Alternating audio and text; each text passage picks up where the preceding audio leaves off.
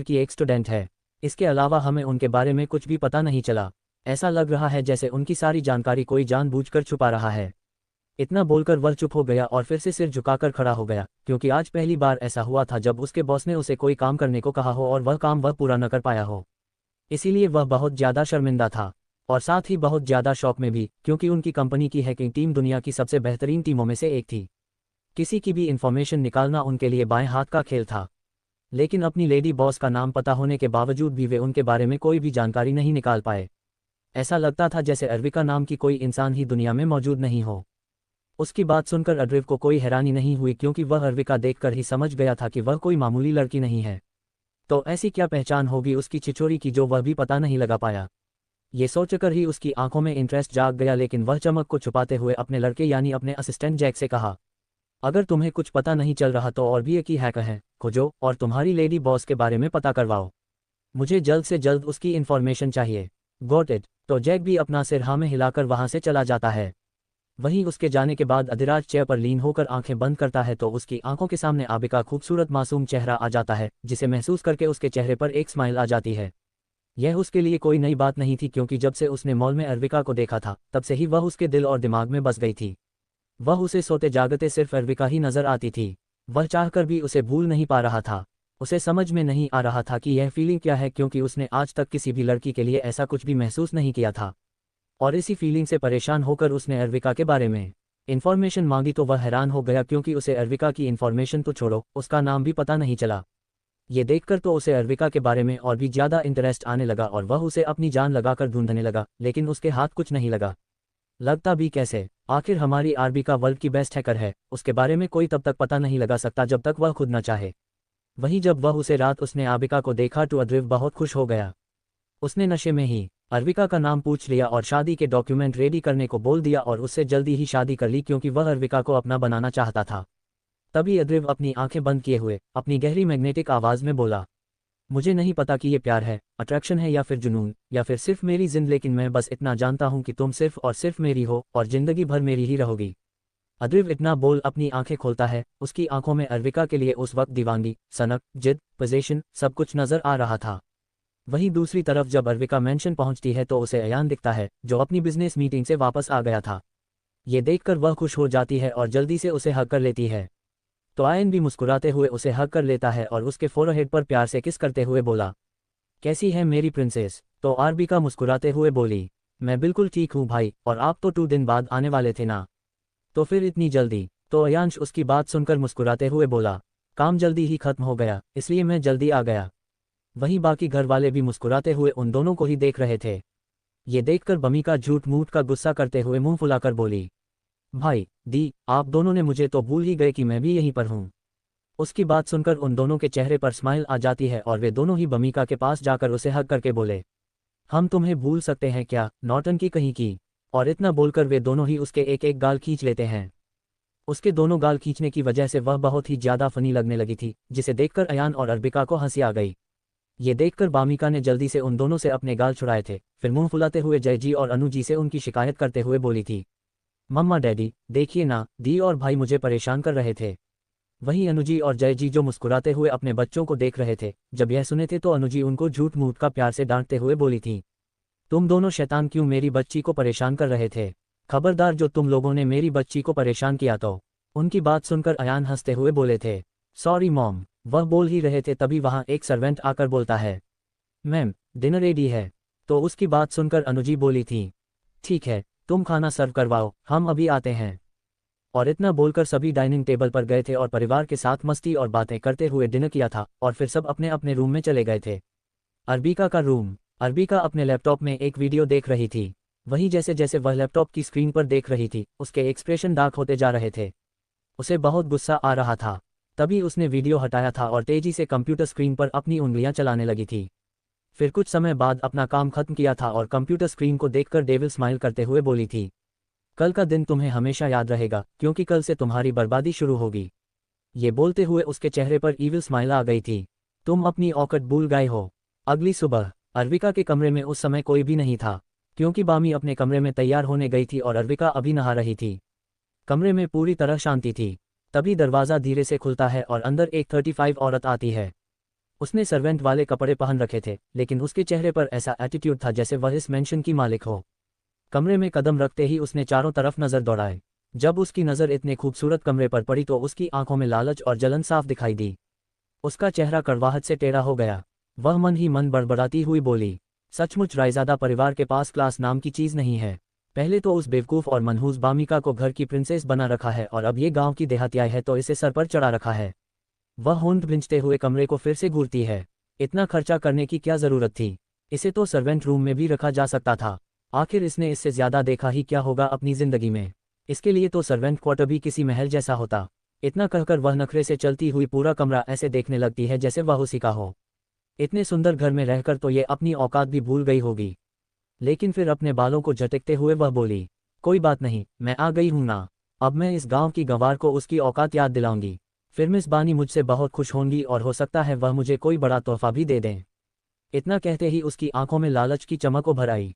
यह औरत रायजादा परिवार की पुरानी मेड थी जो यहाँ पिछले 14 सालों से काम कर रही थी। काम तो वह रायजादा परिवार के लिए करती थी, लेकिन गुलामी बानी की करती थी। बानी के कहने पर वह वमिका को परेशान करती थी, क्योंकि इसके बदले बानी उसे पैसे देती थी। लेकिन खुले तौर पर वह बामिका को कभी परेशान नहीं करती थी ताकि किसी को शक न हो, पर जब भी मौका मिलता वह उसे अकेले में ताने मारती और बातों बातों में ये याद दिलाती कि वह इस परिवार का हिस्सा नहीं है। बामी को पता था कि वह इस परिवार की असली प्रिंसेस नहीं है, इसलिए वह चुप रहती थी और यही वजह थी कि उस औरत की हिम्मत बढ़ती चली गई। रायजादा परिवार के सभी सर्वेंट बामी से बहुत इज्जत से पेश आते थे, जिसके कारण यह औरत भी अपनी औकात भूल चुकी थी। अभी 1.5 महीने से उसके पति की तबीयत खराब थी, वह रायजादा मैंशन नहीं आई थी। लेकिन एक बात उसे अब तक समझ में नहीं आई थी। उसने 2 महीने की छुट्टी ली थी, फिर भी कल रात उसके पास अचानक एक मैसेज आया कि उसे आज ही रायजादा मैंशन वापस आना होगा। इसीलिए वह आज शोभा यहाँ पहुंची थी। आज तक उसने अर्विका को नहीं देखा था, लेकिन उसने ये ज़रूर सुना था कि अर्विका एक छोटे से अनाथ आश्रम से आई है। इसीलिए उसे लगा कि अर्विका को आसानी से परेशान किया जा सकता है। लेकिन उसे क्या पता, यही उसकी गलती आज उसे बर्बाद करने वाली थी। तभी उसकी नज़र ड्रेसिंग टेबल पर पड़ी, जहां महंगे महंगे मेकअप प्रोडक्ट्स रखे हुए थे, जिनमें से हर एक की कीमत करोड़ों में थी। उन्हें देखकर उसकी आंखों में लालच की चमक और तेज हो गई। वह जल्दी से ड्रेसिंग टेबल के पास गई और एक लिपस्टिक उठाते हुए घमंड से बोली, ये प्रोडक्ट्स कितने महंगे होंगे, मैं इसे अपनी बेटी के लिए ले जाऊंगी, क्योंकि इस गंवार को क्या ही पता कि मेकअप का इस्तेमाल कैसे किया जाता है।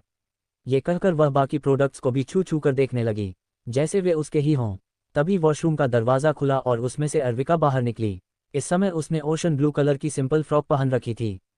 हॉट शॉवर लेने की वजह से उसका खूबसूरत चेहरा लाल हो गया था, जिससे वह किसी खिले हुए गुलाब की तरह लग रही थी। उसके बाल अभी गीले थे जिन्हें वह टॉवल से सुखा रही थी, लेकिन बालों की कुछ लंटें उसके छोटे और खूबसूरत चेहरे पर आ रही थीं, जिससे उसकी खूबसूरती और भी ज़्यादा बढ़ रही थी। इस समय वह बिल्कुल किसी डिज्नी प्रिंसेस की तरह लग रही थी। उसे देखकर सरिता एक पल के लिए हैरान हो गई, लेकिन कुछ समय बाद उसकी आंखों में जलन के भाव आ गए क्योंकि वह भर भर कर मेकअप करती थी, फिर भी इस समय किसी आंटी की तरह लग रही थी। जबकि अर्विका ने अभी कोई मेकअप नहीं किया था, फिर भी उसकी स्किन बिल्कुल ग्लास की तरह चमक रही थी। वह यही सोच रही थी कि बिना मेकअप के कोई इतना अच्छा कैसे लग सकता है। उसे अर्विका से बहुत ज़्यादा जलन हो रही थी, लेकिन फिर उसने अपने दिल ही दिल में ये सोचकर तसल्ली ली कि भले ही यह इतनी खूबसूरत है, लेकिन है तो एक गाँव की गंवार ही ना, न बोलने का ढंग, न रहने का। मैं इस लड़की को आसानी से अपने काबू में कर सकती हूँ। ये सोचकर उसके चेहरे पर घमंड के भाव आ गए। जब अर्विका ने अपने रूम में सरिता को देखा तो उसके एक्सप्रेशन डार्क हो गए और वह अपनी बर्फ जैसी ठंडी और खतरनाक आवाज़ में बोली, हाउ डेयर यू, तुम्हारी हिम्मत कैसे हुई मेरे कमरे में बिना इजाज़त आने की और मेरे सामान को टच करने की। वह अपनी जानलेवा नज़रों से उस मेड को देखने लगी। इस समय उसके दिमाग में पिछली जन्म की बातें भी चल रही थीं। पिछली जन्म में जब वह रायजादा मैंशन में थी तो यही औरत उसे बहुत ज़्यादा परेशान करती थी, नीचा दिखाती थी। उस समय मिस्टर और मिसेज रायजादा से उसके रिश्ते बिल्कुल ठीक नहीं थे, इसलिए वह बात उन्हें नहीं बताती थी बल्कि बानी को बताती थी। लेकिन बानी हमेशा उसे मिस्टर और मिसेज रायजादा के खिलाफ और भड़का देती थी कि ये सब उनकी वजह से हो रहा है। वह तुम्हें अपनी बेटी नहीं मानना चाहते, इसलिए सर्वेंट्स से तुम्हें परेशान करवाते हैं। इसी वजह से अर्विका के दिल में उनसे और भी ज़्यादा नफरत हो गई थी, और बाद में इसी चालबाजी के कारण बामी ने उसे और अर्विका को किडनैप करवा दिया था, और बामिका को पॉइजन भी यही मेड देती थी। ये सब याद आते ही उसके एक्सप्रेशन और भी ज़्यादा डरावने हो गए। वही सरिता ने जब उसकी आवाज़ सुनी तो उसके पूरे शरीर में डर की ठंडी लहर दौड़ गई, और जब उसने अर्विका के चेहरे और उसकी आंखों में देखा तो वह डर से कांप गई, क्योंकि इस समय अर्विका मौत की देवी से कम नहीं लग रही थी। तभी अर्विका ठंडी आवाज़ में बोली, तुम्हारी हिम्मत कैसे हुई यहाँ आने की। उसकी बात सुनकर अब सरिता अपने डर पर काबू करते हुए अकड़कर बोली, क्यों, मैं यहाँ क्यों नहीं आ सकती? लगता है तुम्हें तमीज़ नहीं है कि लोगों से कैसे बात करते हैं, जो तुम मुझसे इतनी बदतमीज़ी से बात कर रही हो। ये सुनकर अरविका के चेहरे पर एक शैतानी चमक आ गई और वह इंटरेस्ट से सरिता की तरफ देखते हुए धीमे कदमों से उसके पास आते हुए बेहद ठंडी लेकिन खतरनाक आवाज़ में बोली, अच्छा, तो अब क्या? मुझे एक नौकरानी से सीखना पड़ेगा कि तमीज़ क्या होती है। लगता है तुम अपनी औकात भूल गई हो कि तुम यहाँ सिर्फ एक नौकरानी हो। तमीज़ मुझे नहीं बल्कि तमीज़ तो तुम्हें सिखाने की ज़रूरत है। अपने लिए नौकरानी शब्द सुनते ही सरिता को बहुत गुस्सा आया। भले ही वह यहाँ काम करती थी लेकिन वह खुद को यहाँ की किसी महारानी से कम नहीं समझती थी। वह यहाँ की सर्वेंट हेड थी और मेंशन का आधा से ज़्यादा काम वही संभालती थी। इसीलिए उसे ये गलतफहमी हो गई थी कि यहाँ उसका रुतबा बहुत बड़ा है। गुस्से में सरिता बोली, तुम्हारी हिम्मत कैसे हुई मुझे नौकरानी बोलने की? और क्या कहा तुमने? मेरी औकात नहीं है। अरे मैं यहाँ पर 14 सालों से काम कर रही हूँ और मैं यहाँ पर अनु मैडम की वफादार हूँ, और तुम तो यहाँ पर सिर्फ कुछ दिन ही हुए हैं। सोच लो, अनु मैडम किसकी बात सुनेंगी और किसकी बात पर भरोसा करेगी? वह ये सब बोलकर अरविका को डराना चाहती थी ताकि वह डरकर उसकी बात मानने लगे और इस तरह से वह अरविका से बहुत पैसे निकलवा सके। Chapter number 59। वह अपनी बकवास कर ही रही थी कि तभी उसके पास आई और एक जोरदार थप्पड़ उसके गालों पर रसीद दिया। वही थप्पड़ पड़ने से सरिता का तो सर ही चकरा गया, साथ ही उसे अपने गाल पर बहुत ज्यादा दर्द हो रहा था।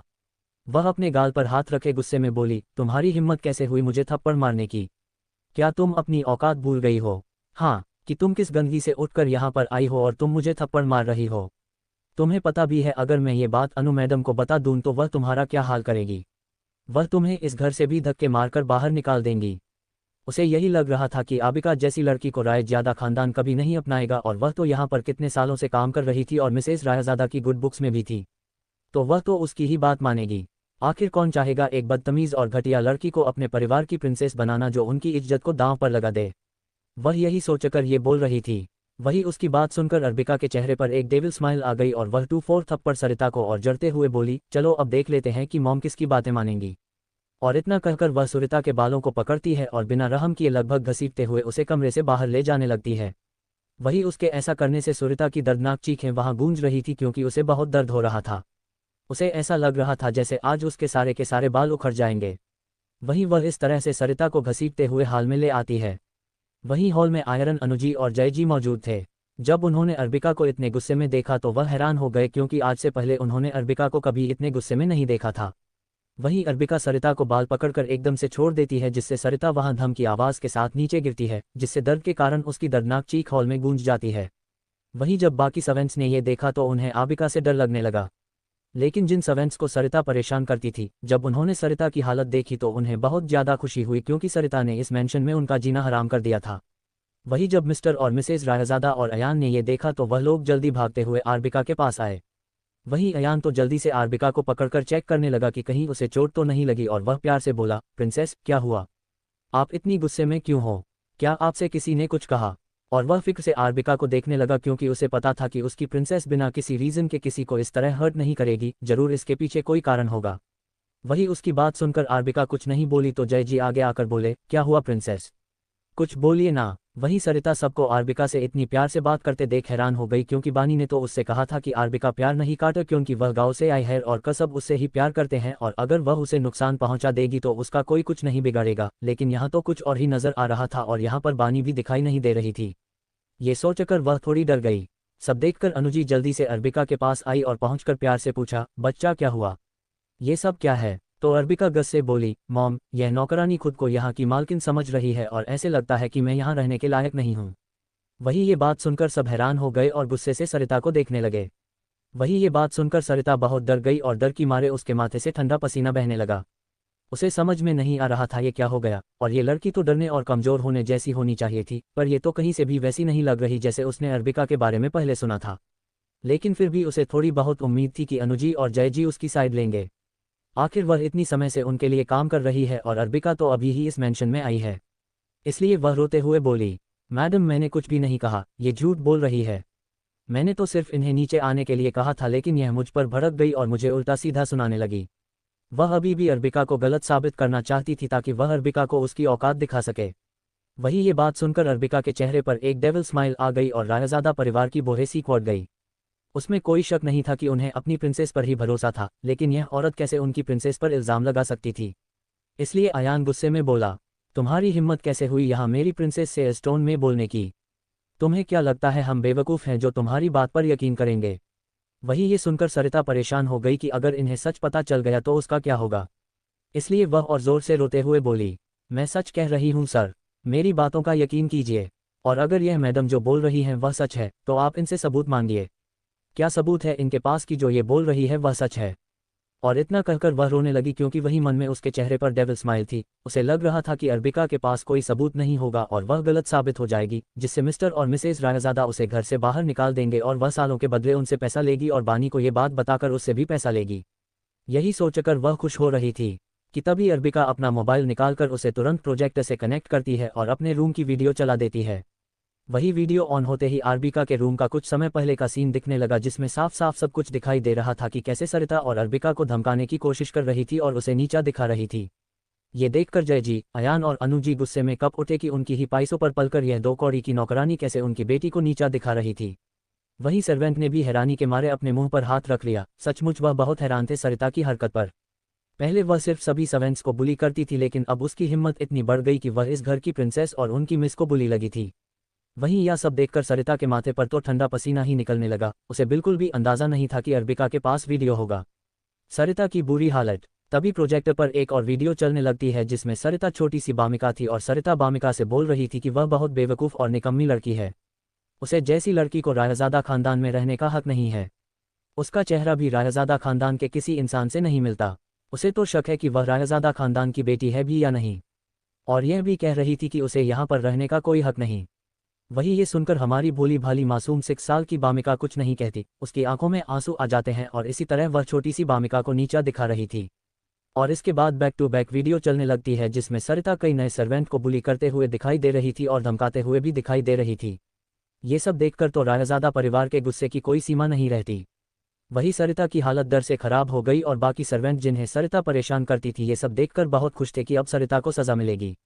वही अनु जी गुस्से में सरिता के सामने आती हैं और उसके जबड़े को पकड़कर एक थप्पड़ मारकर कहती हैं, तुम घटिया औरत, तुम्हें शर्म नहीं आती? तुम हमारे ही पैसों पर पलकर हमारी ही बेटियों पर रौब जमा रही हो। हमने हमेशा तुम्हें फैमिली मेंबर जैसा ट्रीट किया और तुम मेरी दोनों बेटियों को बुली कर रही थी। कितनी ज़्यादा एहसान फरामोश औरत हो तुम। इतना बोलकर वो उसे थप्पड़ मारने लगती हैं। अनु जी को इस वक्त बहुत ही ज़्यादा गुस्सा आ रहा था। वो ये सोचकर कि अब तक उनकी छोटी सी बामिका से पता नहीं क्या क्या बोलती आई है, जिससे उसे कितना ज़्यादा ट्रॉमा हुआ होगा, और आर्बिका को भी ये औरत वैसे ही परेशान करना चाहती थी। वह तो अच्छा हुआ कि आर्बिका ने इसकी सारी पोल खोल दी, वरना पता नहीं यह औरत उनकी बेटियों को और कितना परेशान करती। इसीलिए वो उसे गुस्से में लगातार थप्पड़ मार रही थी। अनु जी को इतने गुस्से में देखकर बाकी सब सर्वेंट और सरिता हैरान थे, क्योंकि अनु जी को सबने कभी इतने गुस्से में नहीं देखा था।